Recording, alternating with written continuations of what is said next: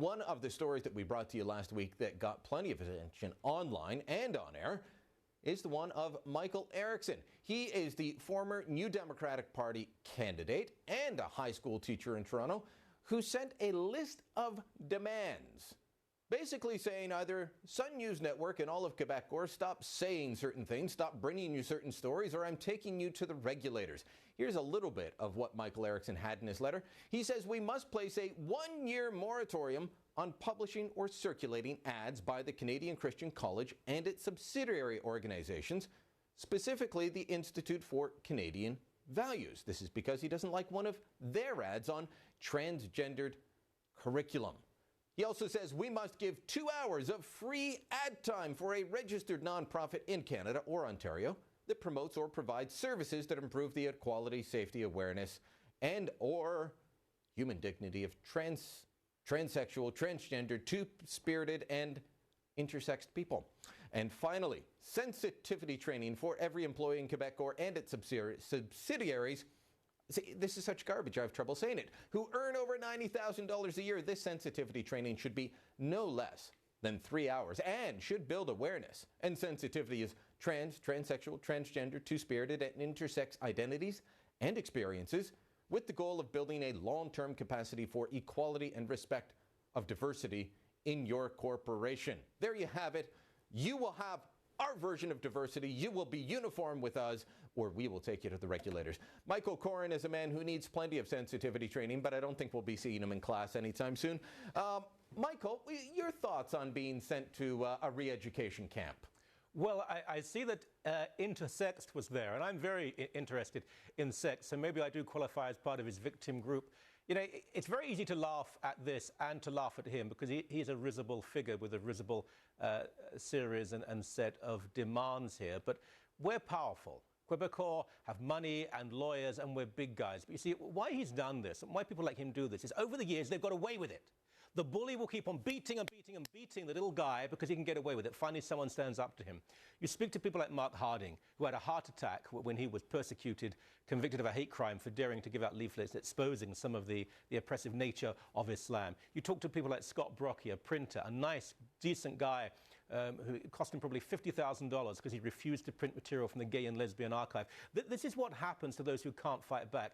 Now, thank the Lord, people like Ezra Levant, our own, and Mark Stein, who's actually on my show on Wednesday, I think, they've fought back individually. But I'm glad this has happened because now a large corporation can say, no, you don't have to watch this. You don't have to pay for it. We're not the CBC. We're a private station. You don't like it? Turn off. For years now, conservatives have been told, people of faith have been told, stop moaning. If you don't like it, watch the other channel. That's all we're saying to this individual now. And we've been showing the ad next to you. And by the way, this is an ad that was approved by Telecaster, the regulator that's put in place, a self-regulatory body for the private broadcasters that says, can an ad be aired? They looked at the ad and said, there's nothing wrong with this. That's fine. It's public advocacy. By the way, he could raise his own money, and I'm sure he could do it quite quickly to counter the ad, but they won't do that. They don't want to engage in a debate of ideas. What he wants to do is say, you will acquiesce, or I'll take you to the authorities. Well, not only did the organisation, which is by no means conservative, say the ad was acceptable, I've gone through the sex ed curriculum. It wasn't fun reading, and I've compared what it contains to what is claimed in this ad. Now, the ad is rhetorical, and it's quite cleverly done, and you might say it's pulling on emotional heartstrings, but that's what advertising does all the time. It is not in any way inaccurate. Well, hold on. Let me just do that, because you said you went through the curriculum. Yeah. And where Erickson and others, and I had lots of comments about this on the blog on the weekend, come through with, they say, oh no, you are being inaccurate, you're being disingenuous, you're lying, because it's not in the curriculum, it's merely in a resource guide provided to teachers to enact a very similar curriculum. Well, I mean, this is pure semantics. And they're splitting hairs. It's misleading pedantry. Coming from a teacher, I suppose you can understand that. No, this is very important to emphasize here because this is what will be taught, and there's enormous pressure on teachers.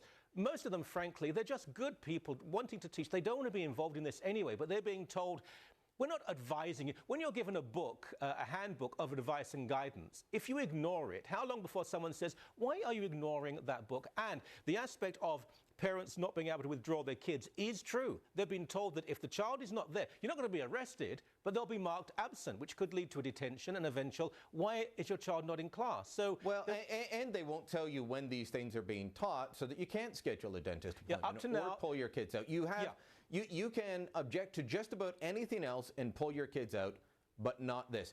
You looked at the comments about this teacher on a website called Rate My Teacher over the weekend. Yeah, what did you find? I'm a very sad man. So over the weekend, after I finished watching the Tottenham game, we won again, I went to this site. Now, I think we have to qualify this. It's subjective. The kids who are writing, they obviously have a point of view, but these comments were made long before this man has now become, infamous by his attack on us.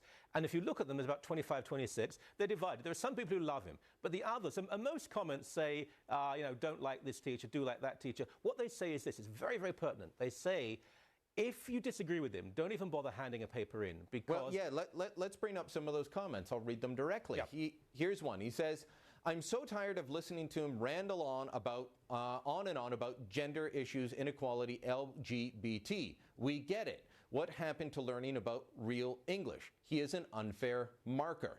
If you don't write about what he wants you to write about, you get a bad mark. I hate it. I've always gotten marks in the 90s in English. With him, I'm hanging by a thread. Here's another one. Maybe he should focus on teaching feminist theory instead of English. Go, Michael, go. Bring down the status quo.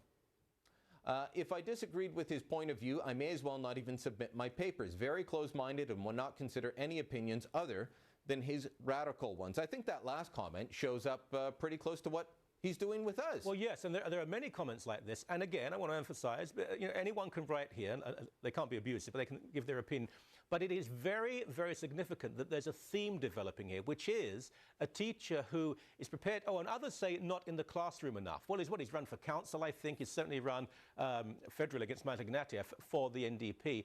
But what he's coming across is someone who wants to impose his will on people who, in this case, are vulnerable students in a class. That should be investigated, because that really is bad stuff. Now he's trying to impose his will on others who are grown up.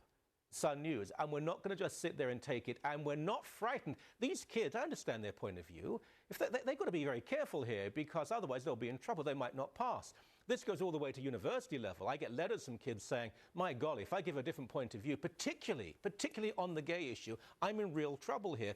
This man is a bully, and the great irony is, the bullying of gay people, which is largely overplayed, and if it happens once, it's once too often. No bullying of anyone, irrespective of who they are. But the bullying is now coming from, it's taking place in people who are gay, a small number within the gay community, who are saying to other people, including gay people who disagree with them, we want to silence you, we want to shut you up. Sir, we will not be shut up, we will not be silenced.